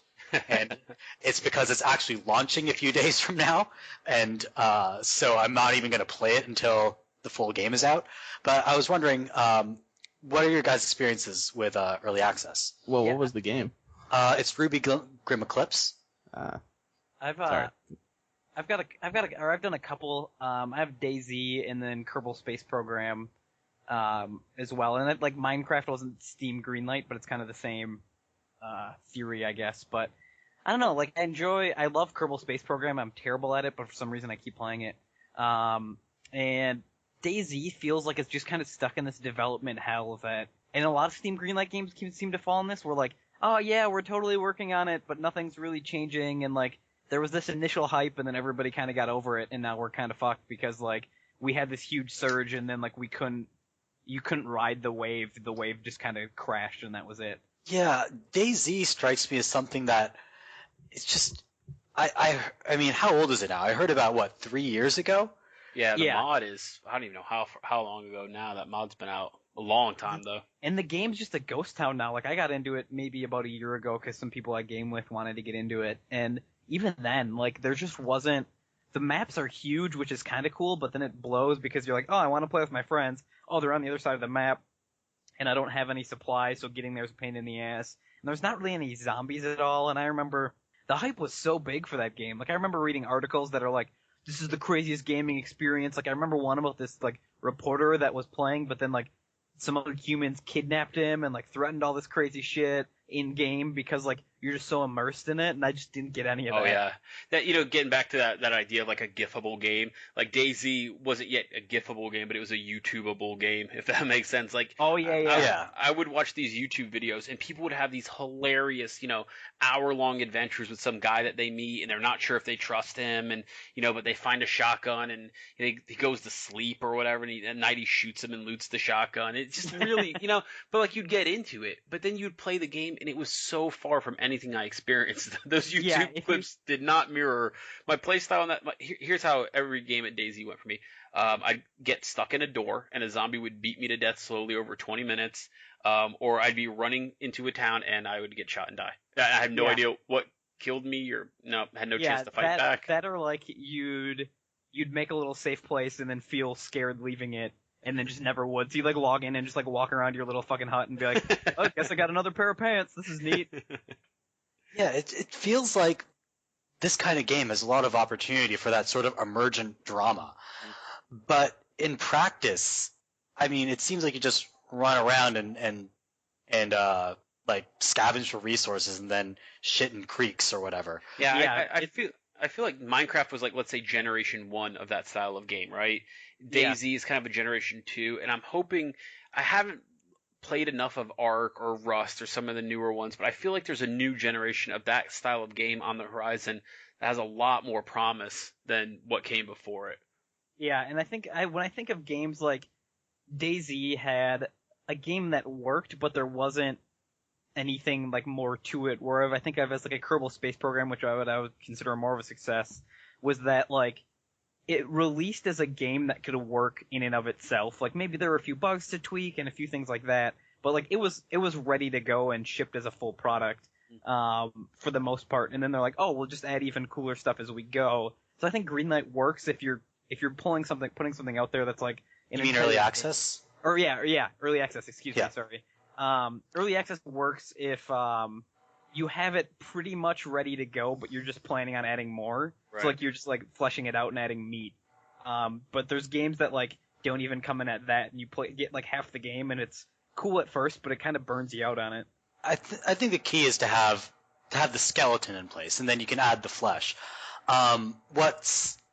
What a lot of early access games seem to do is they give you a torso or a leg or a head. Yeah, it might be a fully formed torso or leg or head, but if it's missing the rest of its body, it's just kind of flopping there uselessly. Like oh yeah, that's a perfect way to put it. Yeah, one of the ones I've got big into on early access was Prison Architect, and I think it's actually a pretty good example of a game that it makes sense for early access.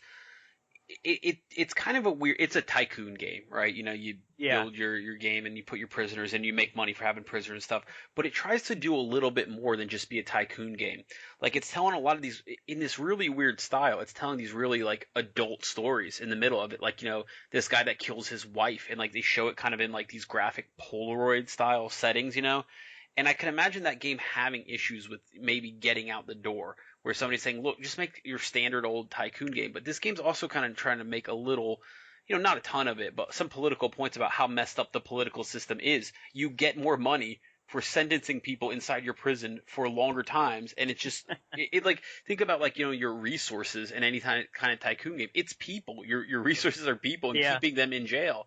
So I mean, it's kind of got an interesting idea behind it, and I could really see that being something where I don't know who makes tycoon games anymore. I would say Bullfrog, but I know it's not them. But it was Microprose back in the day.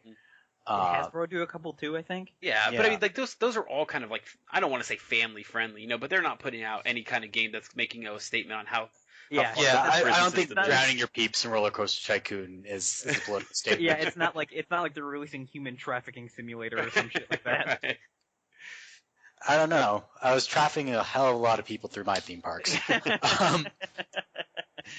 Yeah, but so it's Introversion are the guys who made Prison Architect. They're also behind Darwinia and Uplink and a couple other games. Also DEF CON, I believe. Yeah. And so they're no stranger to sort of these political ideas in their games. And I think, if they couldn't put this kind of game, the reason they probably haven't hooked up with a major publisher is I don't think a major publisher would want to have their hands on something like this. Yeah, you can't. Major publishers, if nothing else, are risk averse, and they want to steer clear of any sort of political controversy. A game like Prison Architect has a very clear, I don't want to say message, but it very clearly shows the ethical trade-offs in running a prison system. Right. And that's not something that I think EA or Ubisoft or Activision would want to touch with a 10-foot pole. No, I agree, and it works out. I think it seems like a better way of the crowdfunding system in my mind, but that could just be because it's got this Steam brand on it, so that has like a good taste in my mouth. Whereas, Kickstarter's like, it's everything, but Steam's like, sure, video games, like I'm on board. Yeah, I mean, knowing that it's specifically geared towards one kind of product and therefore isn't trying to be a jack of all trades is certainly assuring. So I mean, not every kind of game that would work in early access, and there's some kind of games I think, like say a narrative-driven first-person shooter, for example, wouldn't work terribly well in early access. So it's not the best model for everything, but for these kinds of games like simulators, it seems to me that it's a very good model. Yeah, I think anything narrative-driven would be a little tough to do as an early access, because then it would just feel like, I'm just getting the game in chapters otherwise, or like DLCs almost. I can't think of any off the top of my head that have done that. The only other game that I can think of, and well-known early access game that I can think of at the moment, is Roller Coaster Tycoon World, and that is, my understanding, a complete disaster. I've never heard of that. What is that? Oh man, get ready. I can't tell if you're being sarcastic or not, but I'm curious. I've never heard of it. A Roller Coaster Tycoon World. Okay, so I mean, they're obviously the first 3 Roller Coaster Tycoon games, which are highly popular and well received. And they're these beloved theme park creation games. I was a huge Roller Coaster Tycoon junkie back in the day. Yeah. I know I talked about this in the previous podcast, but I'm going to repeat myself here. I love making virtual theme parks.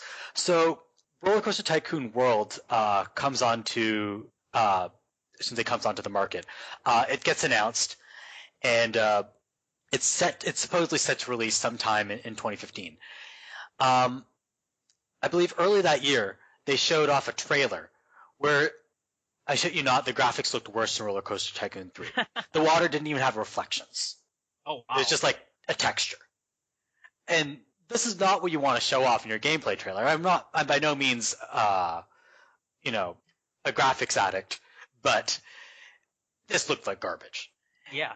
And it's also worth pointing out just real quick that this is Atari. Like, this is Atari's not what it used to be, sure, but this is not like an indie game. This is Yeah, it's being developed. It's being backed by Atari as the publisher, and the studio's Envizio. And so now they put it into early access. It was originally set to release last year. They actually put it into early access starting this year, so they're already behind schedule. You knew that their release schedule was just too ambitious based on what they were planning to do. And just like every single bit of feedback on it has been negative. Apparently there's no creativity. Object and path placement tools are unfriendly. It's not anywhere close to feature complete. It's just completely broken. And it doesn't help that the old Roller Coaster Tycoon 3 devs are all working on something called Planet Coaster. Right. And apparently the feedback to that has been immensely positive. So it just goes to show you that if there's something to contrast your game against while you're in early access and you're shoveling shit on there, you can get away with it. I mean, you can get away with it if there's nobody to compare you to. But if there's somebody else to compare you to that's doing what you're doing better, then you're fucked on early access. Even past early access now. I mean, think about Battleborn versus Overwatch, right? I mean, oh god, yeah. Jesus. I mean, they don't even play similarly. No, they but just it have doesn't matter. similar art styles. Yeah, people just got in their mind that they were a similar game, and let me tell you, they voted with their wallet. Battleborn's, I think, it's about what, $20 on the Steam sale right now. Oh god, yeah. Here's the fun. You know what? I think it's also a failure of publicity on Gearbox's part. I didn't know the difference between Battleborn or Overwatch until like a week before their release. I actually got it in my head that there's something called Battlewatch for a while. But then I realized that Overborn couldn't be a game. Battleborn didn't need to tell you about their game. They just needed to tell you how much of a badass you would be playing their badass game like a badass. Like that was their marketing plan, right? Like I think that on the back of the game it just says there's no right way to be a badass or something like that. You know, it's like, all right, what does that mean? What does that mean to me when I'm playing the game? And they never bothered to tell you, oh, it's a MOBA with progressive stories and co-op. No, they never bothered to tell you that. They just want to advertise that you're going to be a badass. And I mean, I hate Gearbox more than anybody over the whole Aliens Colonial Marines thing, trust me. But wait, have you played Aliens Colonial Marines? Yeah, I actually pre-ordered the entire collector's edition because at PAX, Gary Pitchford lied to my face about this being, this is Randy Pitchford. Oh, Randy Pitchford, yeah. Yeah. This is this game really running on a real engine. This is exactly what you're going to see when you play it. They had this demo where it's set up and you play against the devs. The devs are the aliens and you're the Marines, right? And they let you get a little bit into the stage and then murder. I was like, this is awesome, man. This looks great, And yeah, I pre-ordered it. Got the special edition. I got the stupid little, the Ripley statue and everything, and comes a little booklet and everything. I ordered right on PAX floor like an idiot, and then the game finally came out, and I got about 2 hours into it. I was like, what the fuck am I playing right now? Like, he had me so hyped. Dude's got the right job, I'll tell you that. But yeah, dude's a pitchman. I mean, it's right in his name. But he is not. He's a lying sack of shit. Yeah. Can I say that on this podcast? Can I call somebody a lying sack of shit? Now, I don't know. Yeah, go for it. Yeah. In case I run afoul of any laws, edit it out. But yeah, Randy Pitchford is a lying sack of shit. Yeah, and he's still, trying to convince everybody that Duke Nukem Forever was a good game. Yeah. Fucking idiot, man. So I think that's actually a good segue into what we're going to talk about next, which is video game bugs. Because apparently Aliens Colonial Marines was fucking littered with them. And we're going to talk about video game bugs and glitches. So we were talking earlier about buggy early access games or buggy not early access games, buggy actual retail games like Aliens Colonial Marines. And I wanted to just ask you guys, throw it open. What experiences have you had with video game bugs? I know we were talking about Aliens Colonial Marines earlier. We can talk about that some more. Or we can talk about other games. What experiences have you guys had with bugs? As I mentioned in the intro, playing World of Warcraft for so long there's been, like boss breaking bugs or things like that make it a pain in the ass. Which is kind of a bum. It was a huge bummer in vanilla WoW because you'd get 40 people together to do a raid, which is hard enough, and then all of a sudden it'd be like, well, there's a bug, we just gotta stop here, or we got everybody together. But other than that, I can't, the Fallout games, there's that wild bug with New Vegas where the doctor guy in the beginning is talking to you and his head just starts circling around and you're just like, what the hell? Oh, wait, Arcade can just turn his head 360? It's not Arcade, it's the guy when you first wake up. Oh, okay. It's out there, trust me, the YouTube is hilarious. He's flat out like an owl. Well, even worse. I mean, it turns like a clock. 360. It goes from 12 o'clock all the way around back to 12. Oh God. Yeah, it's disturbing. Terrifying. Oh man, that sounds horrifying. To me, I've got different stratum of bugs, right? Like, so you've got the glitch, like the wow, this is hilarious, it's not breaking my game, right? Yeah. You've got the game breaking bug, which is like you get pissed about, and then you've got like the holy shit, it deleted my save game and I can't reload. that's and I've the got worst. Yeah. I've had one that's not like that. I mean, it's not as bad, but it's still equally annoying, and it's of that same category. So XCOM, Enemy Unknown. Mhm. There's a known bug that never has gotten fixed, where it'll sometimes randomly rearrange the order of your save files. Oh shit. So you have to go through like 80 saves or 90 saves trying to find the last one that you played. Wow. It's just Yeah. I mean that game is as far as I'm concerned is still like it's an early access game as far as I'm concerned. It's broken as shit. My game breaker is Overlord 2.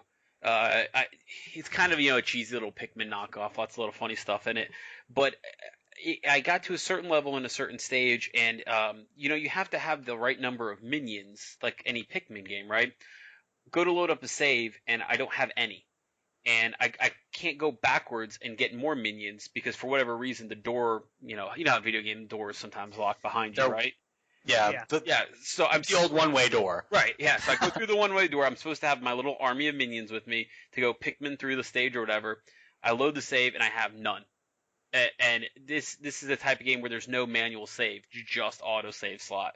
So I can only basically start the game over, and this is like right before one of the final bosses. So I never finished Overlord 2 because of that. Like you talking about this, I'm just getting like a pit in my stomach because I know that feeling of like you click like load and there's nothing there and you're like, what? No, like what did that? No. Yeah, I'm suddenly remembering an instance. I forget if it was the Telltale The Walking Dead, either season 1 or 2, but one of their later season episodes came out, and there was an issue with, I think, a bunch of people where the new episode wouldn't wouldn't carry over your save data from the first few episodes, and have you guys played that? Yes. Oh, I had that with The Walking Dead season 1. Yeah. It turns out that it actually saves your game in 2 different locations, and I had to manually copy the save from one location to the other. Jeez. In order to get the save to carry over from episode to episode. Oh, from episode. Okay, I don't know if it was from season to season, but yeah, mine. I think it was like episode 4 out of like 5 or something. And it forgot every choice I made in the first 3 or 4, and it's a great game, and I didn't mind replaying it again, but it's a slow game, so it wasn't really something I was looking forward to. Especially when you know a lot of the plot beats too, Telltale does a lot of stuff right, but replayability is not one of them, right? Like you make the choice that you were probably going to make anyway. I don't know anybody who's like, I'm going to go back and let that guy die. Like, okay. and with a lot of the games, it's just an illusion anyway. They all end up dying anyway. So, it's especially like The Walking Dead season 2, where everybody's an asshole and everybody dies. Exactly. It's like shitty Hamlet. But when going back to the funny glitches, I do like those a lot. I'm never one of those ones who complains. Like I know people like to talk about like the Assassin's Creed, what was it, Unity, where like the face never loads and stuff like that. I think they're funny. Like when it happens, I just laugh. One of my favorite, I don't know what happened. I was playing GTA 4, and like right before a cutscene started, I was riding a moped. And like the cutscene starts, and like my guy's just sitting there on a moped in like an office building, and they're talking about super serious GTA stuff, murder this guy and get the drug, and my guy's just sitting there on a moped, like fully posed. They're like talking about, I don't know what did it, and I probably could never reproduce it in a million years, but it was one of the funniest things. As the drug lord is telling you, oh, go up here, pick up this, we got to kill this guy, and I'm just sitting on the moped in his office, like puttering around. I still think about it, and it makes me laugh.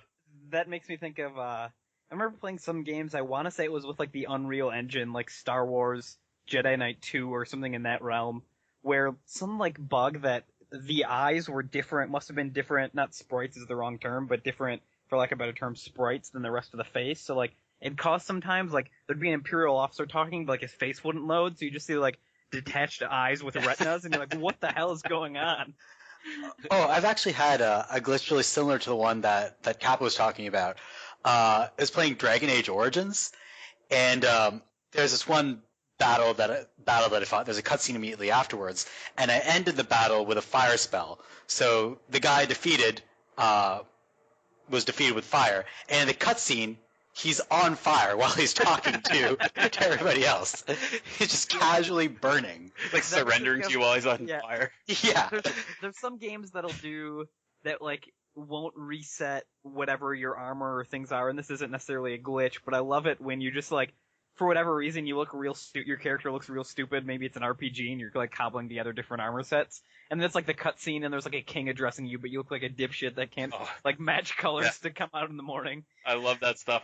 Witcher 3 is, like, one of the classic examples of it. Like, I like, had a towel and, like, a mask equipped for some reason, and they're talking, and they're like, Geralt, you've saved the kingdom. Geralt, whatever they pronounce it. Geralt, you've saved the kingdom yet again. Like, he's just walking around in a towel and a mask, like, swords. I mean, if you save the kingdom, you should be allowed to walk around in a towel. Like, you can hang dong if you save the kingdom. Yeah, so other funny glitches I've had. I actually have a list of these. I did homework too, apparently. So I had one in Watch Dogs, and Watch Dogs is a bad game for other reasons, but it's not a bad game for this reason. If you're on a motorbike and you hit a bench at the right angle, you go flying like 100 feet in the air. It's fantastic. It's also fantastic because then Aiden falls to the ground and gets hurt, and hurting Aiden is really fun because he's a douche. But yeah, like some fucked up physics are some of my favorite glitches. I remember that in the original Tony Hawk Pro Skater, there was a way in, like, the first warehouse level, if you hit that half pipe, like, where it starts, there was just, like, this weird spot you could hit it and just get, like, insane air and go off of it. And I remember finding that as a kid and being like, oh my god! When you figure out how to replicate it, then it's the most fun in the world, right? Because then you can just make the crazy shit happen over and over and over again. Another bug, sort of like that. One time, like, this is like the first level of Deus Ex Human Revolution. And, I'm trying to play all stealthy. I'm trying to, be peaceful, drag corpses, hide them and everything. I shouldn't say corpses because they're not dead if I'm playing peacefully. But, I'm dragging bodies around. So this one guy I knock out, I want to drag his body, and all of a sudden, the body just starts, like, doing the worm on the ground. It's just, like, jumping up and down. And I try to grab it again, and each time I grab it, the worm gets more and more severe. So, it's, like, the pattern gets, like, it looks more and more like he's twisting his spine in, like, 5 different places. And eventually, like, the body was about to go flying to the other room. It's just like, crap, it's going to alert the guard. So I just leave it there lying in the middle of the hall and go to the next room. But that's probably one of my first encounters with, like, a major glitch in a AAA game. And to me, it was really funny. Have you guys ever had, like, weird ragdoll glitches like that? All the time, yeah. Oh yeah, all the time. Yeah. MGS5 was lousy with them, especially when what was that called? Fulton them out of there. And you Fulton this, like, spastic, writhing guy up into the air. And then, like, he always had those stupid remarks. So, like, the guy goes up in the air, he's doing all this crazy flail, and he's like, him? We're going to extract him? I was like, did I get the wrong guy? Or God, that would get... God, I hated that, like, stupid thing. I'm like, stop fucking second guessing me. Like, I'm the boss around here, and I want to. His skills are all A. Yeah. Yeah. Oh, so this glitch is a little more severe. It was actually caused by a corrupted file. It was when I was playing Pillars of Eternity. There's this one character, Durance, and for some reason his stats were all screwed up, and I couldn't level him up. And I actually have a screenshot of this. I'll put it in the link dump. It displayed his name as Sassy the Merciless. I have no idea where that was coming from. Like, awesome. That's gotta be a dev just, like, doing something as a joke and then somehow forgets to delete it or something. What it reminds me of is, how, like, sometimes games will have really funny, like, anti-cheat stuff? Like, maybe it got so messed up that you had, like, impossible stats. So, like, as a joke, the devs are like, here's Sassy the Merciless, like, it renames your name or your character or something. Yeah, I Googled everywhere for it. Nobody has run into this glitch. Wow.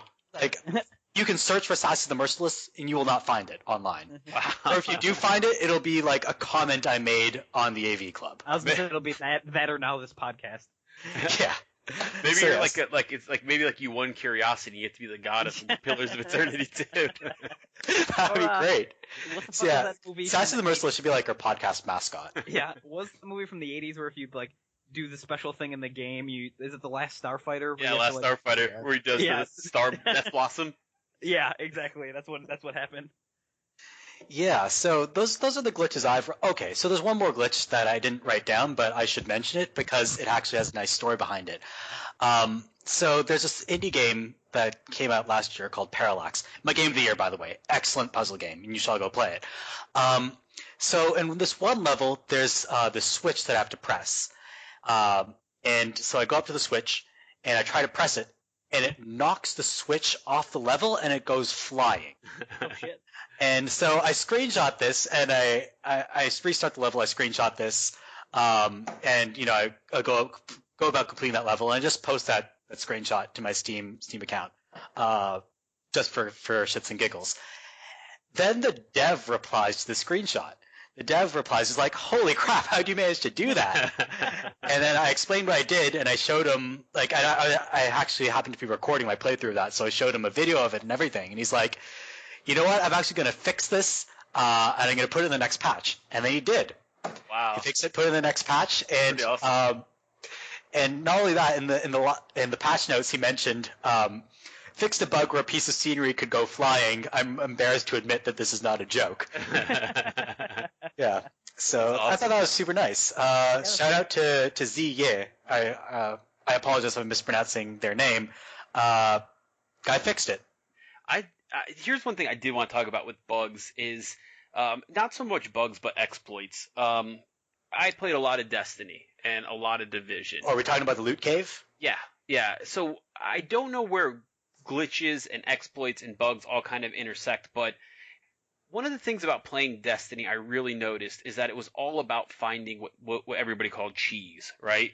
Weird ways to beat bosses, weird ways to beat entire raids, doing stuff that normally people wouldn't do.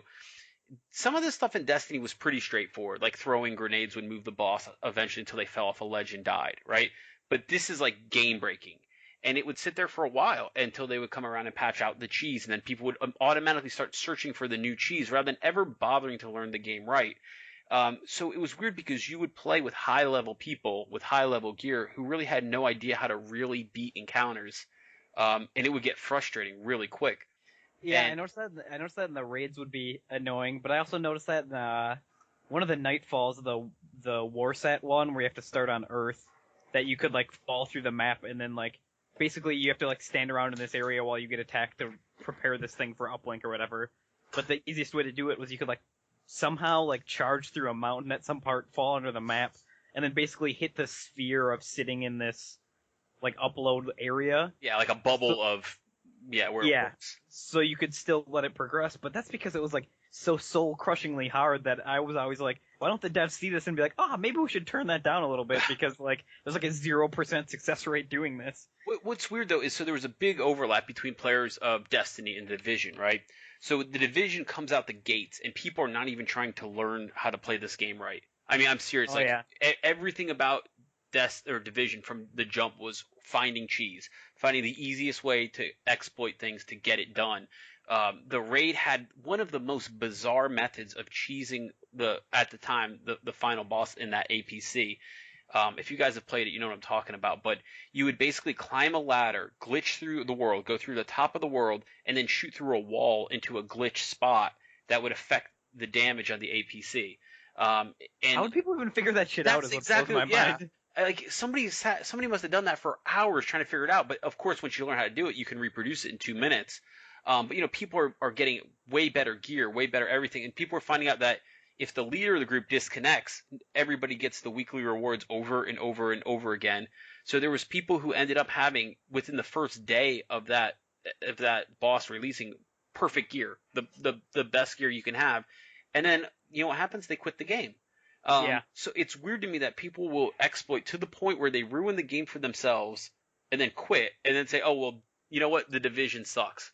No, the way you played the Division sucks. And you broke the game and you did it knowing you were breaking the game. And now that's kind of what you get. You don't play anymore. So it's weird because I think there's always going to be this trend in any type of these games that Destiny kind of created, whatever you want to call it, shared world shooters, I think is the buzzword, to get to where you can beat the bosses, not through skill, but through whatever the current exploit or best looking meta is, which is really annoying. And I'm sure if I was a dev of one of those games, I would hate every second of it.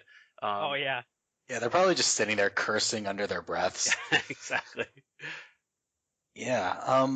In terms of exploits, I don't play all that much in the multiplayer space, but I still remember this one exploit from, of all games, Amazon Trail that I used to play when I was a kid. Yeah, I used to play those old learning company games. My parents are big on edutainment. I played the shit out of the demo of that game because I had it with like Oregon Trail too. So like, I hear you. Yeah, Amazon Trail is great, by the way. I'm glad my parents are big on edutainment. So it's not really a glitch, but because the thing ran in windowed mode, it ran as a window. If you clicked outside the window, the game would pause. So during the fishing minigame, where there are moving fish and you had to hit them with harpoons, what you could do is click outside the window to pause the game, then click back inside the window directly on a fish. Wow. And you would catch a fish every time. That game was such a pain in the ass. Holy shit. Yeah. Just like changed my entire childhood. Yeah, so now you could get like hundreds of pounds of fish with each attempt at fishing. Wow. And you would never go hungry, and you just like took out the survival aspect of the game entirely. Yeah. And then like to this day, you're probably like, man, what an easy game that was. And all the rest of us like, man, that game was hard as hell. What are you talking about? Until my sister actually discovered that exploit. And for a while, I was super pissed at her. I was just like, "You ruined the game," because younger brothers are always hating on older sisters. I was like, "Oh, you ruined the game. You made it super easy. You're not supposed to do it. It's against the rules." Now I'm imagining her like walking around the corner, finding you do it, and you're like, "No, I was just trying. This isn't a real playthrough. I'm not serious." Yeah, so she caught me doing it eventually, and she's just like, "You fucking hypocrite." Yeah, so then I started doing that every time. I mean, the game is still fun, even if you take out the survival aspects. So no hate for Amazon Trail, but yeah, I was like a shitty little 10-year-old for sure. I remember with exploits. I remember in some of the Halo games on multiplayer, it was like they'd become their own game in and of themselves. Like I remember super jumping in some of the Halo games, where like if you went across this in a certain way and jumped in this certain spot that usually was like a corner where two textures meet, you would like bounce crazy high in the world, and it became almost this other game within the game to try and figure that out. And I feel like that's where like kind of the Forge and things like that with Halo started, which is kind of cool that it spawned this whole like subgenre within the game. Yeah, I will say the Halo developers, Bungie and 343, whatever mistakes they've made, they've actually been fairly responsive to the community in terms of implementing things in the game that they see people do. Yeah, exactly. That's what I was going to say. If with Halo, if they say, hey, this is kind of an exploit, but it's something that's repeatable that anybody with enough skill can do. Like, I remember they considered for a while throwing a grenade and a weapon bouncing back to you, right? That was considered an exploit. Like, no, this isn't supposed to happen. But people got so good at it, they would say, you know what, this is in the game. This is staying in the game from here on out. Yeah. And now if you watch like pro level Halo matches, like that's something they all do. Like it's an understood. As soon as that sniper rifle spawns, everybody's throwing grenades at the right angle to get it. And to me, that's cool. Wait, you can actually do that? If there's a weapon pickup just lying on the ground and you throw a grenade at it, you can make it fly at you? I don't know in the newer Halos. I don't know if that's something that they kept, but like in the remasters of Halo, you can throw the grenade, it'll bounce the weapon to you, you can pick it up, and all the weapons have physics. Yeah. That's really neat, because usually pickups on the ground in a shooter, they're just static objects that are stuck there. There are no physics on them. So this is really neat to me. Yeah, I also remember I played a lot of Battlefield 1942, and then the Desert Combat mod were some of the first online games I played a lot of. And I don't remember if it was Desert Combat or if it was just 1942. That there was the sky was the same texture from wherever you were standing, and it was static.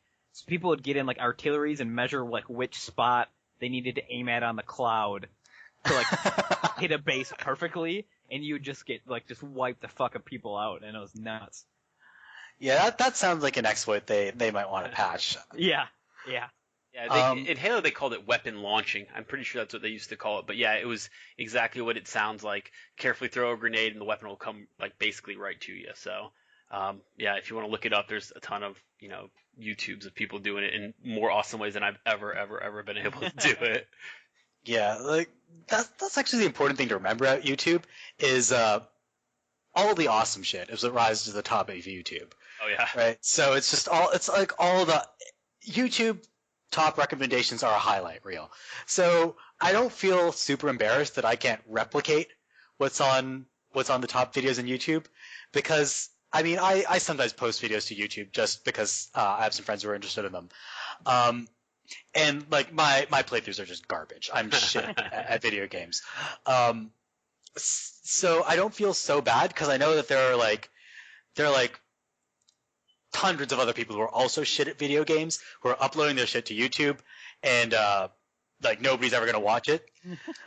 So I'm completely fine with that.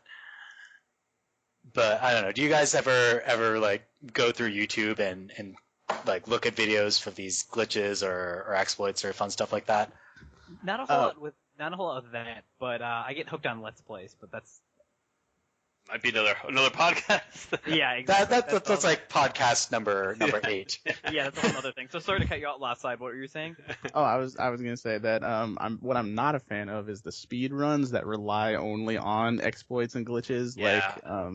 Like I want to go see someone play through a game like the way it's supposed to be played. I don't want to see like I think the last one I saw was Ocarina of Time, and somebody got through it in like 10 minutes. That's way too quick, but I don't even remember how. But it's just, I think it's half an hour without exploits is Ocarina of Time. Yeah, and then there's the other angle of the playthroughs, the what do they call it, tool assisted playthroughs, where like you're using you basically never die. Like if you're about to die, it rewinds your game like 2 seconds so you can complete. Have you ever seen those? I think I don't know. It's weird. Yeah. Yeah. Yeah. I mean, speaking of speedruns, Summer Games Done Quick is starting in a couple of days. So you'll be able to see plenty of glitch and exploitations. Some truly cringy announcing. Yeah. They yell hype a lot, which I appreciate, but yeah, it can. 7 days of it might be a bit much, but it's for a great cause, so I don't begrudge them that. Watch it on mute. That's my advice. That's what I did. Yeah. Oh man, I always tune in to watch a few runs for sure, and I always pitch a couple of bucks their way because Doctors Without Borders is a great cause. But yeah, so Lopside brought up the idea that there are different sort of categories of speedruns. There are these super glitchy speedruns where people, find all these exploits in the game, and then there are kind of speedruns where, like the no glitch speedruns, where you run through the game as a normal person would. You just do it super, super fast. I differ from Lopside a bit. I find value in both. I think the latter, where you run through the game like a normal person just fast, is a really good display of skill. And the other one is cool from the perspective of how video games are put together. I think they're really instructive for seeing where the seams are in a video game. I don't know what your guys' thoughts are on that. Well, I mean, usually when I watch the speed run, to me, the only right way to do it is what I would call like a pure run. Like you're actually playing the game. Okay, that's understandable. I see what you're saying though about like seeing the seams. You kind of like see behind the curtain and like, yeah, the game shouldn't let you do this. But by doing it, you're shaving off time or whatever. But if somebody was to ever tell me I beat Mario in 3 hours, whatever, not something amazing, but somebody said, yeah, I beat Mario 1 in 2 hours. Okay, cool. I expect them to be doing, still trying to, they're running through, they're collecting stuff, but yeah, they're running through the game and playing it as you're supposed to. But the people who know how to duck at some certain flower and fall all the way through the world and automatically end up at level 10, it's not as impressive to me. I get in the community while they do it that way because they're showing each other how well they know things backwards and forwards. But to me, it's always going to be more impressive to see somebody do what I can. That's play those types of things just, at lightning speed. Yeah. So I will say there's certain glitches that are just, flat out program. I would say programming. I mean, they're all programming mistakes, but some of them are just kind of stupid. Like, you can stand under here, like, as you say, stand under this flower, you fall 10 worlds. That struck me as kind of a stupid glitch. But there's some glitches that sort of reveal how the game was stitched together, and to me that's illuminating. For example, there's some certain glitches in Half-Life 2 that you can exploit that show how the map is constructed and how it's stitched together, and that looks really neat to me. But then there's some that are just dumb. Like, there's clearly a bug somewhere, and if they patch the bug, then it wouldn't be that interesting. But I don't know. That's just me. So do you guys have any other examples of fun or interesting glitches or bugs that you've run into over the years? Nothing I can think of. I did want to say one thing. I know who's the buggiest company, right? It's got to be Bethesda, right? I know they get that reputation, but I always kind of defend it because the scope of and what they try to do in games to me is light years ahead of where everybody else is at. Yes, even I think what they try to do is even bigger than what The Witcher does.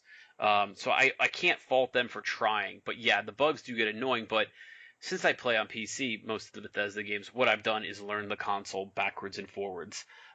So I mean, I can do set stage AVs and skip through quests like it's nothing when the right mob doesn't spawn or things like that. So I mean, I've really gotten into that mold, but I can see why people get frustrated with Bethesda. But at least in my opinion, at least they put something in there if you're a PC player to fix their own mistakes if you need to. But yeah. Maybe if I'd known about the console at the time I was trying to play Oblivion, I would have appreciated it more. But when I played it, literally every single side quest in that game that I attempted broke. Yeah, literally every single one. Oblivion was one of the few ones where you could kill off the wrong people, right? And like if they were tagged certain ways, then yeah, if they were important to the main story, you couldn't kill them. But they would. I mean, if it was a side quest, yeah, go ahead and kill them all day. But I mean, it wasn't even that. There's one side quest that pointed me to a place on the map that didn't exist. Yeah, like it was.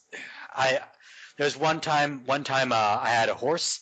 It disappeared. It just stopped existing.